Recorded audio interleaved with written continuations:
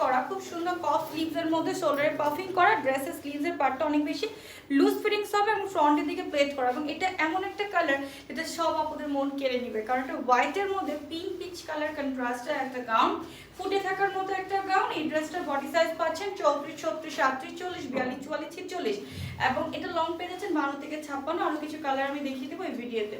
First দেখাবো একটা sea green colour, প্রত্যেকটার সাথে একটা করে বেল্ট এন্ড ব্যাক সাইডে জিপার পাচ্ছেন, প্লেটেড করা আছে, ওয়েস্টে কুচি করা, শোল্ডার পাফিং করে কফ স্লিভস করা হয়েছে। এটা হচ্ছে আমাদের ব্ল্যাক এর মধ্যে, হ্যাঁ ব্ল্যাক হচ্ছে মুভ কালার এন্ড জাম কালার কন্ট্রাস্টের মধ্যে এসেছে। 34 থেকে 46, লং আছে 52 থেকে 56। দিস ইজ অ্যানাদার ওয়ান, যেটা আমরা দিয়ে দিচ্ছি আপনাদেরকে একদম সুন্দর একটা কালার, ডাস্টি মুভ কালারের মধ্যে ব্ল্যাক কালার কন্ট্রাস্ট, 34 থেকে 46, লং 52 থেকে 56।